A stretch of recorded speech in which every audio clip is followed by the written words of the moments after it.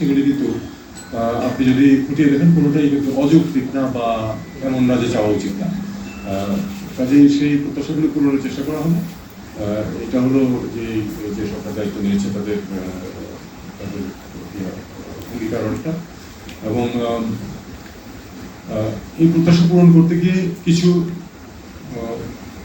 সংস্কারের প্রয়োজন হবে over a period of time. এটা আস্তে আস্তে এটা গ্রো করেছে এরকম। তো সেটা থেকে যেহেতু আমরা এরকম পরিস্থিতি আবার চাই না, কাজে আমাদেরকে কিছু রিফর্মের দিকে যেতে হবে। সেই রিফর্মের চেষ্টা সরকার করবে, এবং তারপরে